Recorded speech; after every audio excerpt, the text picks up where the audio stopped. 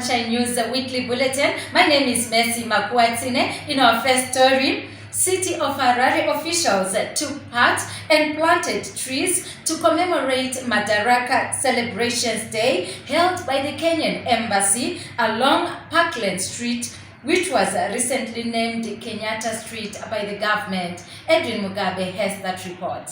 Speaking during the ceremony, His Worship the acting mayor of Harare, Councillor Stuart Musaruru Mtizwa, hailed the cordial relations which exist between Kenya and Zimbabwe. To me, there are two things that a tree represents. It represents one, life, number two, peace. And both the two countries, Kenya and Zimbabwe, we share a lot, which is very common. We are very peace-loving people. The Kenyans and the Zimbabweans, we are very peace-loving people. The reason why you can see our hospitality here and also in Kenya.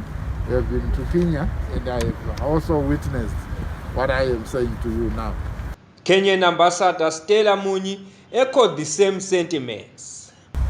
Kenya Embassy Harare has dedicated the celebration of Madaraka Day today by focusing on the environment and climate change issues. As part of Kenya's foreign policy focus, that is the environmental diplomacy, is one of the 5 pillars of Kenyan foreign policy. His Worship the acting mayor and the ambassador joined the city officials in planting trees. Edwin Mugabe reporting for Sunshine News, Townhouse. In our next story, City of Harare officials and Chinhoyi University of Technology recently held an awareness workshop on climate change and mitigation. During the workshop, participants came up with solutions to curb the effects of climate change so as to protect the residents and the environment. Bridget Sibanda reports. In an interview, His Worship the acting mayor, Councillor Stuart Musaruru Mtizwa, said the city is working hard to implement measures which mitigate climate change. He said the city has managed to set up a climate change desk which consists of experts who are going to advise the council going forward. The active and taking part in the climate change agenda, we need to come up with action plans for the climate change so that we adapt and protect the environment for the good of the climate change agenda. Climate change desk is going to be comprised of expertise that are going to be dealing with all aspects of, say, planning the city, all the aspects to do with the rivers, the ambience of the city in general. Climate expert Anna Brazier, who was one of the presenters, gave some of the solutions to curb the climate change phenomenon. One of the major problems that cities are going to face in the future is that due to climate change, temperatures are rising and they're going to continue to rise. Even if greenhouse gases are reduced, some temperatures rise will still carry on. So what are the solutions? The solutions are trying to cool the buildings so that people are able to work in them. But what most people would immediately try to do is to increase air conditioning. Unfortunately, air conditioning contributes some of the most potent greenhouse gases into the atmosphere, which cause climate change. So air conditioning as it stands at the moment is not a solution. Other solutions that we need to look at are ways of cooling buildings without air conditioning. And one of the most important things that people can do right away is to green cities by planting trees and using plants to cool buildings.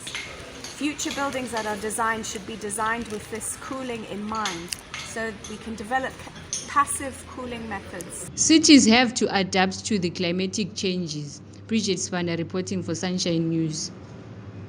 And moving on, Harare City Council Department of Works is working on road islands on Samora Machel and Rotondo roads to ensure compliance with traffic bylaws. Basic Yumane gives us that report.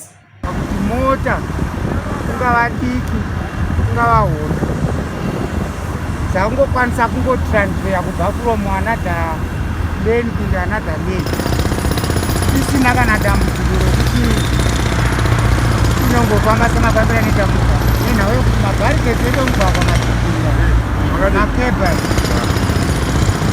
makebha adzira otadza kufamba nedu katika kureiza island mota dzisakonzeresa congestion zokonzeresa maaccident. This comes at a time when the city is working together with the Zimbabwe Republic Police ZRP to decongest the city and bring order. Besikwiman reporting for Sunshine News.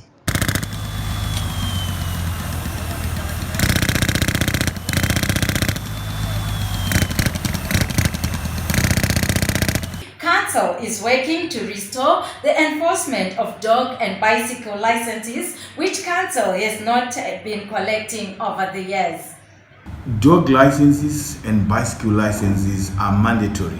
Anybody who owns a dog in Harare should pay dog fees to the local authority, and every dog should stay behind the perimeter wall or the perimeter fencing of any property. Dogs are not allowed outside the gated walls. So if your property is not gated, if your property is not fenced, you are not allowed to have a dog because it becomes a public nuisance. Then when it comes to bicycles, yes, the bicycles should be paid for. And because council has a mandate to provide bicycle lanes. So over the years, we have not been collecting that fee, and people have been complaining over the state of the bicycle lanes. So council is working on reviving those, and they are in some areas they still exist, but council is working to ensure that the council with facilities, with services is restored. And it's time for sports with Edwin Mugabe. Thank you, Messi. And in sport, Harare City Football Club drew 0-0 against Yata FC, placing them in the third position of Group 1 Chibuku Super Cup log standing. And that was our sports for today. It's back to you, Messi. Thank you, Edwin. And we've come to the end of our weekly Sunshine News Bulletin. Thank you for joining us.